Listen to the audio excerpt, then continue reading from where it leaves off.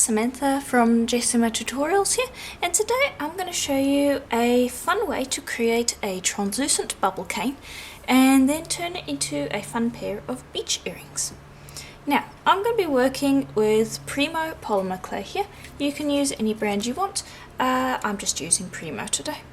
And the colours that I'm working with are white, pale blue, navy, translucent and pearl white.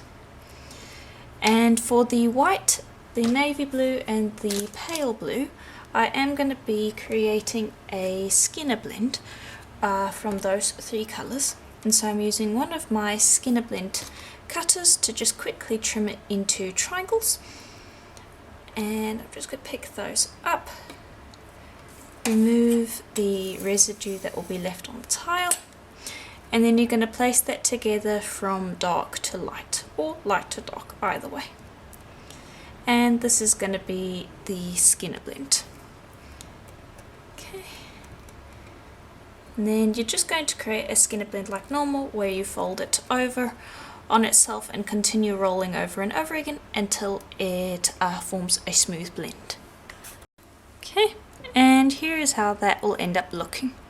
Now, the actual blend itself will stretch in the pasta machine as you roll it a couple of times, and so it ends up being a little too long for what I want it for.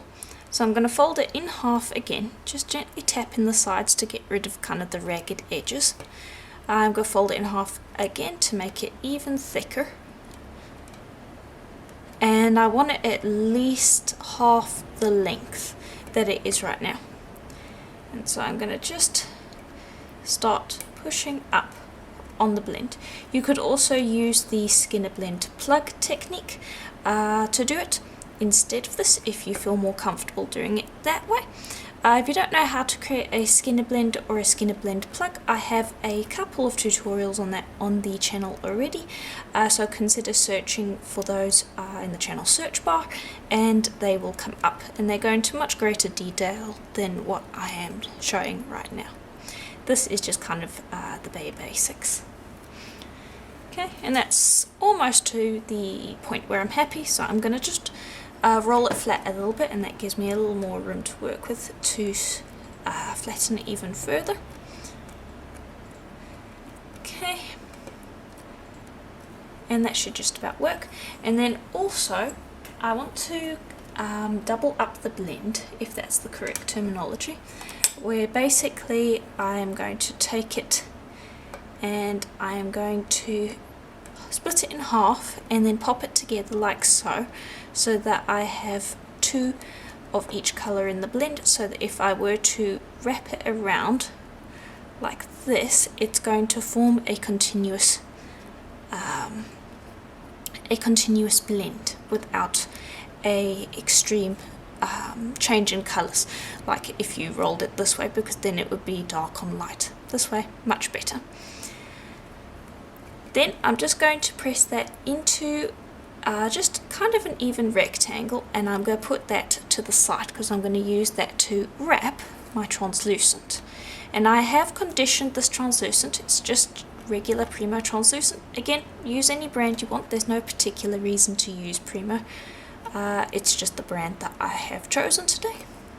Sometimes I do have a particular reason for choosing a specific brand of polymer clay, but more often than not it's just whichever one is more easily available and is still a good brand. So Primo generally fits that mark quite well. Alright, and you're just going to take that translucent and you're going to form it into a just kind of a round. Okay, and just even that out. You don't want ripples like this over here, because that often ends up with air bubbles being trapped. So just make it a nice even log. Then bring this over and just check if it's too thick. It needs to be reduced a little bit. You can do that by rolling. Then check again, and that is just about right. Then I'm going to cut away the extra translucent. I'm going to actually cut that end and then cut that end, and that can just go back with your translucent. Then grab this and wrap it the whole way around, like so. And just press down on it so that everything's nice and even. And this is the first component of the translucent cane. Now, if you don't like the blue colour, you can swap the pale blue and the navy blue colour for any other colour that you want. You do probably want to keep the white though, because that's going to be the point of light in the cane. So a suggestion, like for instance if you prefer warmer colours, is to swap the pale blue out for a yellow and the navy blue out for a red. Then leave the white and continue, just create the skin blend like you normally would, and that way you would still end up with the same effect.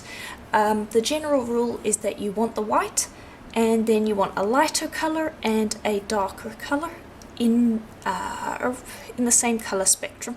Oh gosh, I'm not sure if I'm explaining myself correctly. Hopefully that came across right, but generally darker, middle colour, and then a light colour is what you're aiming for. Okay, and I've just reduced this down because I want to cut out a number of them, and you are going to end up with a little bit of waste on the sides, but those are fun leftovers to work with. Then I want you to split that cane in half, put one piece to the side, and then reduce the next one down until you can cut it in half again, and then reduce that piece down again so that you end up with 3 different sizes. Okay, and that should be pretty quick and easy. There we go. Then what I'm going to do is I'm actually just going to pop those together like so, in no real particular order.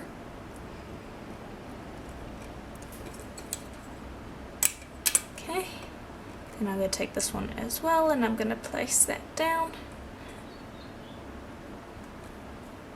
like so. Trim away that extra. And I do have enough of this cane to pop it in again, so I will do that. Okay, there we go.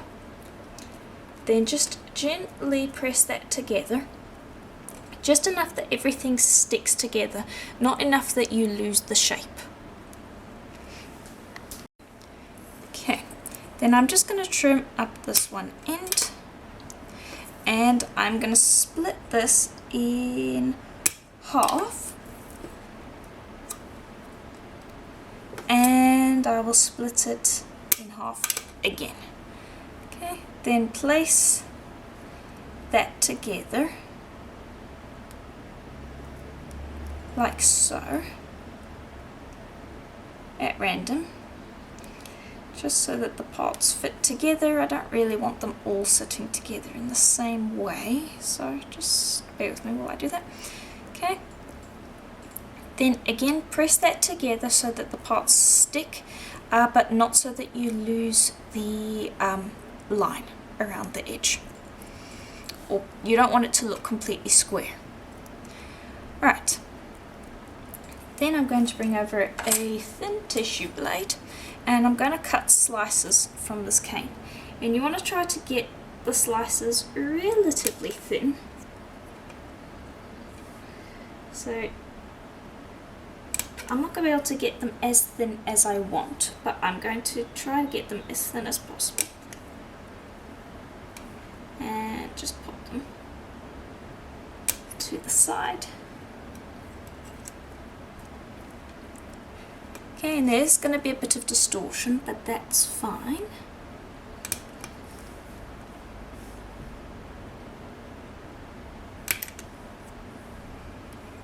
Okay, and let's see if I can get one more slice out of here. No, I'm not going to be able to get another slice. Then I'm going to lie it down on the tile, and I'm going to instead shave the unevenness of the backing off, like so. Alright, and there we go. Now, because of the way this is, I'm not going to end up being able to see all that much in terms of through the translucent, but that's okay. The translucent is just supposed to create a feeling of depth in the piece. There's not really going to be any clay underneath to see. If you did want to have some kind of image underneath the translucent bubbles, then what I would recommend doing is, instead of putting it together in such a way that you can cut out the cane, I would reduce the initial log down to the same 3 sizes, but then don't put it together into a cane, and instead lay each individual bubble down onto your veneer. And I do have that over here. I have a little bit left, and I'm going to use that to kind of plug in any holes that are going to cause me trouble, like over here. So it's good to still have some off to the side to work with, but you want to just kind of create a general veneer like so, or slab, however you like to call it, and just gently squish things together. It's okay if there's a bit of distortion in this. The cane definitely lends itself to it. Okay, and I'm going to just use up whatever I have left of this and plug in some of the general spots, and then we can flatten it out and continue. Okay, and there we go. I'm going to take that and I'm going to place it on a piece of just plain old printing paper. You can use greaseproof paper as well if you want, and grab another piece, and I'm then going to just burnish this flat. You can use your fingers or you can use a roller. Just don't roll it like this. You want to take that and smooth it like so, until all the pieces are burnished together. Okay, and this is how it should look when it's done. Now, I'm not sure if you can see, but a little bit of light does shine through. Now, I'm just going to pop that to the side. We'll work with that in a bit. But now I'm going to make the second veneer, which is going to be using that pearl white from earlier. And then some of this metal leaf. This is my Sundrop metal leaf. You could substitute it out with gold, but I like that it has a little bit of variation in it. And I'm just going to take that. Let's see if I can grab that. There we go. And just shake that out so that it's not folding over on itself. And place that down onto the pearl white. And just patch in any areas that need to get patched in. And then you can use the paper it came in to just smooth it down. And that should be enough. Let me bring over what I'm going to be using to cut out. That should be enough. I might just patch in this one little spot over here.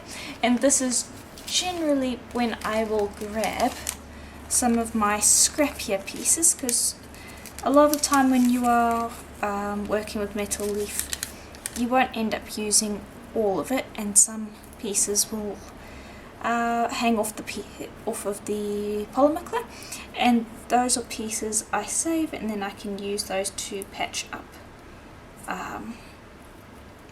areas like this. There we go. Then just take those pieces, pop them back in, and save those for a future project. Alright, then just going to make sure that that's all burnished in, and that pattern itself is quite nice, so I'm not going to do anything extra to it, but I do want it to be sandable, so I'm going to take some translucent polymer clay and I'm going to lay that over the top, and what that does is it prevents the need to seal it later on because the metal leaf will be protected by the polymer clay over the top. Also, don't worry, the translucent will clear up and you'll be able to see the pattern underneath once it's baked. But it also means that later when I want to sand my earrings, I will sand the top layer of translucent rather than the metal leaf.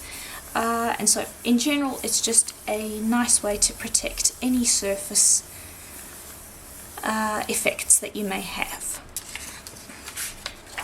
Okay, and I am just going to stretch that out a little because I wouldn't mind the metal leaf crackling a little. And that also thins out the translucent even more.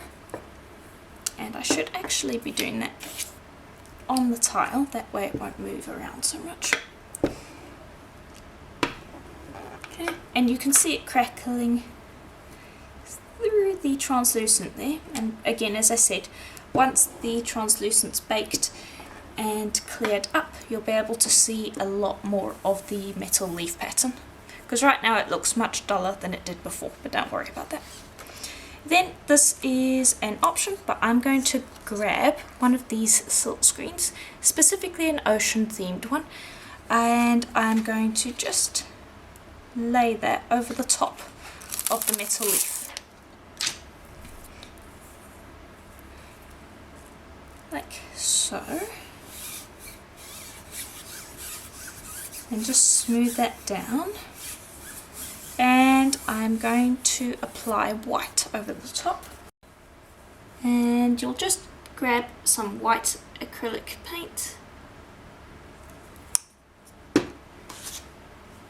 And then just pop that over the top of the silk screen. Nice and easy. Then pop that silk screen straight into a sink of water to clean it off. Okay, and there we go. I did trim away the extra clay. Now, something I do want to point out is that once you've silk screened over the top, you now can no longer sand it again because the paint will just sand right off. So if you do end up doing that, make sure that the translucent is thin enough that you can see the metal leaf crackles through the translucent, otherwise it's not going to be thin enough to clear up completely once it's baked. So that is something to just bear in mind. Now I'm going to grab a kind of wiggly blade and I'm going to take that and I'm going to trim down the veneer here and just lift that up and out of the way. Bring this over and I'm going to do the same thing. I'm just going to trim, place that to the side and just clean up that residue. Okay, and then place that in and just smooth it into the right spot. Okay, then grab a piece of paper and burnish both pieces, especially along that seam line so that the two stick together, like so. Okay, and you should be able to feel through the piece of paper when that's achieved. And there's a little bit over here that just needs a little more. There we go. And then I'm going to be taking earrings from this. Okay, and before moving to the next step, I did transfer it over to a piece of paper. Then I'm going to lay some plastic wrap over the top because I want my piece, when I cut it out, to have a light dome to it. And the plastic wrap will provide resistance against the cutter when it cuts, so that when it does cut down it will kind of create a soft dome. Now I need to decide whether the top of my earring is going to be the flat part or the top, the pointed part of the cutter. So I'm just gonna, I think it's going to be the pointed part. So I've lined that up and then press down and it can be a little difficult to cut because of the cling wrap. So what you can do is you can use a roller to help your hands out. That will help you apply more pressure without hurting anything. Okay, and that should provide a decent cut. There we go. Then I'm going to do the same thing on the other side, but I'm going to try to do it in such a way that it is a mirror. Okay, there we go. Then lift up that plastic wrap, like so. And then I would recommend just going back in and recutting just to make sure that you get a nice clean cut, because a lot of the time the cutter won't penetrate through the plastic wrap fully. And so this is a nice way to make sure you get clean edges. Okay, and now I know that there is a lot of clay left over. What you can do, I'll show you what to do with that in a minute, don't worry about that. But for now, these are the two pieces. So then you want to just gently lift those up off the paper, and they will be partially double-sided as well. Okay, and you could leave those flat if you want, or in my case I'm going to use a doming tool to give them just a little more of a curve when they bake. Like so. Just gently press that down. And let's see, do I like that? Yes, I think that looks quite nice. Right, and then you're going to bake it like that on the doming tool. The middle bit I'm going to leave just as it is. And then I'm going to put that into the oven for a full hour at Primo's recommended temperature. And then when it's done, you can give it a little bit of a sand on the side where there is no paint. And then give it a varnish and we'll be pretty much done. Okay, and while that's in the oven, I'm going to answer the question when it comes to all of the little leftover pieces. Now you have a couple of options. What you can do, and what I would recommend doing to start with, let me move these out the way so that they don't accidentally get cut, is try to get as many pieces from it as you can. So what I would do is I would recut it with the kind of wobbly blade, like so. Oops, I did not do that correctly. Oh well, that's fine. But just recut it, and this is scrap, so pop that to the side. But then you can pop that together again and then get a couple more pieces from it, and depending on what shape piece you're working with, you could get quite a few more out, or you could get only one out. So at this point I would probably swap to a different shape cutter and do a different shape piece. So that's what I would do to start with.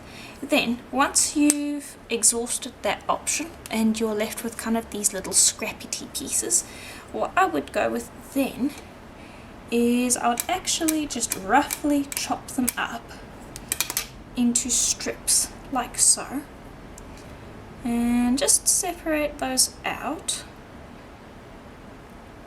and grab this and chop that into strips as well.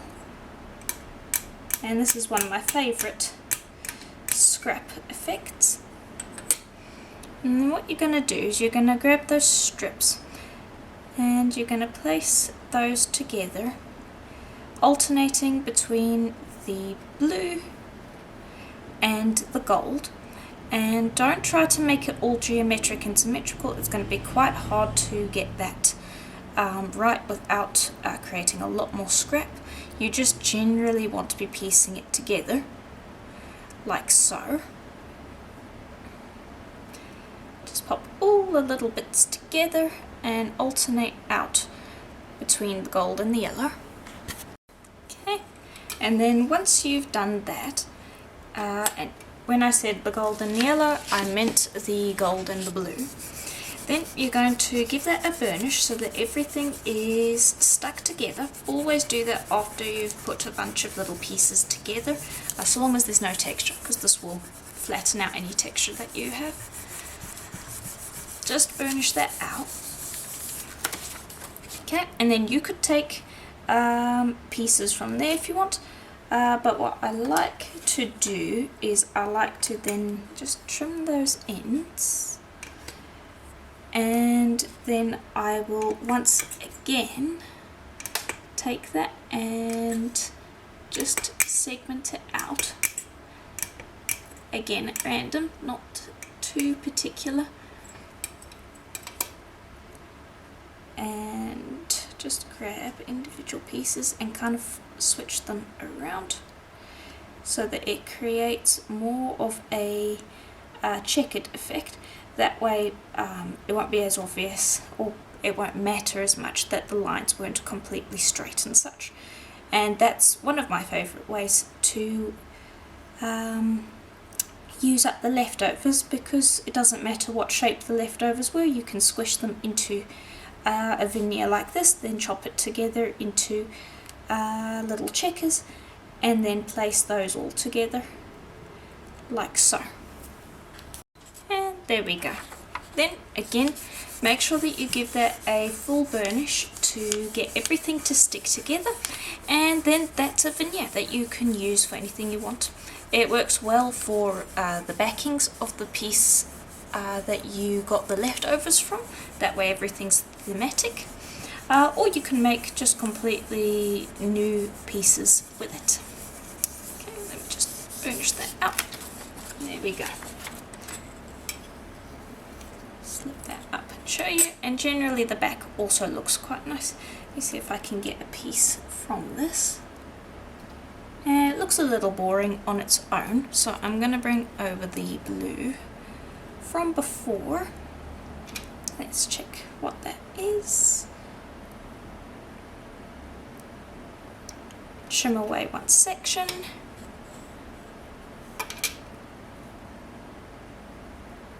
Piece that into place.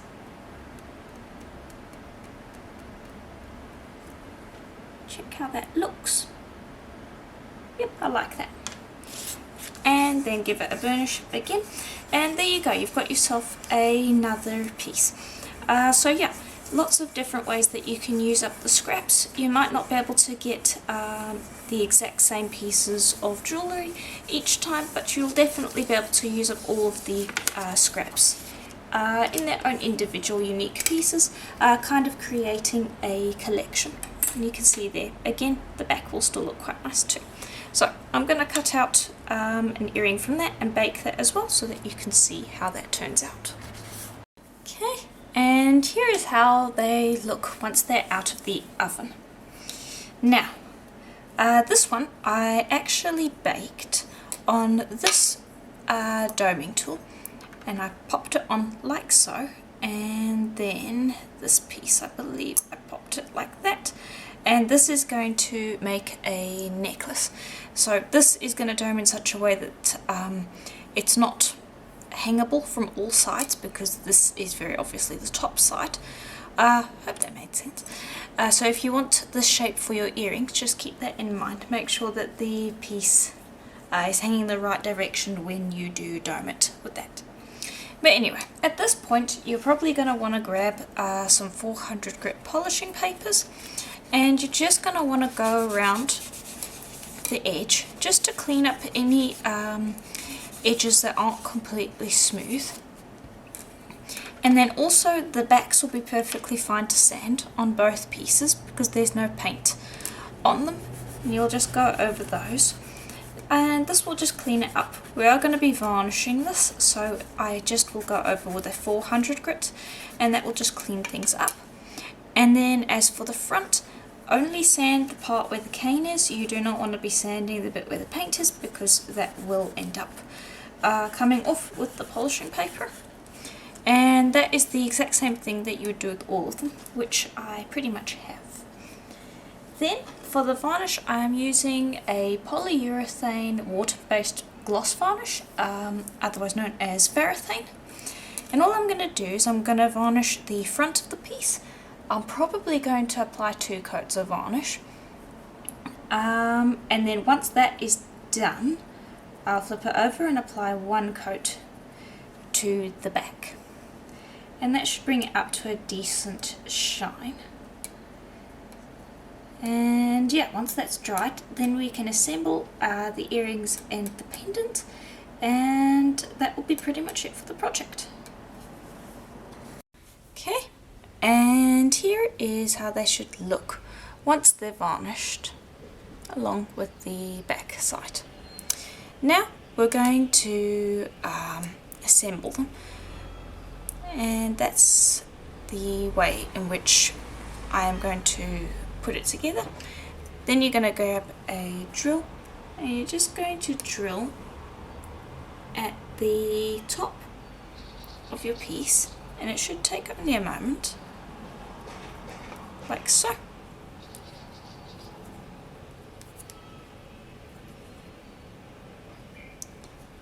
Okay, and then line up the little topper piece, and you're also going to drill that, and then also drill at the top. Okay, and then when you've done that, grab a largish gold jump ring, and the size is going to depend on the thickness of your clay and the distance at which you drilled the holes from the top of the clay. Where is it? There we go.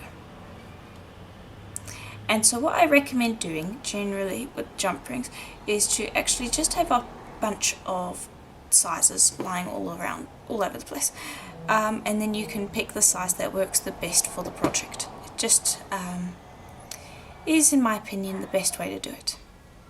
I'm so sorry, it's a bit noisy this morning. And then I've got a smaller jump ring because I don't need to connect 2 pieces together. Pop that together, and I'll use that to connect the ear wire. Nice and simple. And these are double-sided, as you can see. Also, I don't know if it picks up on the camera, but it is this part over here anyway, the part where you've got the translucent parts, is able to let the light through. I don't know if it's able to pick it up. Maybe I'll be able to show that on the photos later on, but it's really cool because one side of it lets light come in. And those are the 2 earrings. And then I have also gone and assembled the pendant, but instead of a jump ring at the top, I've popped a bail, and that one also is completely double-sided. And so I'm going to go grab a cord so that we can assemble that. Okay, and for that I've got a white rubber cord. I just buy these ready-made as they are, and I think they work quite nicely. I'll just pop that through, and the clasp is quite simple. And there we go, that's the necklace. And that is pretty much the project. So let me know what you thought in the comments below. I quite enjoyed this one. It turned out a little different than what I was expecting, but I am quite happy with the results. So let me know what you think in the comments. If you liked the video, please do consider leaving a like and subscribing, as I do videos like this pretty much every single day, and I'm sure you won't want to miss a single one. Also, consider becoming a member of the channel. I do exclusive videos every single month over there that aren't on YouTube. There is a little join button just below the video, or there is a link to my Patreon in the description below. They're both one and the same, and that is greatly appreciated if you consider checking that out. But yeah, that is pretty much it for today's tutorial. I do hope that you liked it. If you have questions, leave them below and I'll get to them as soon as possible. And I will see you in the next one. Bye for now.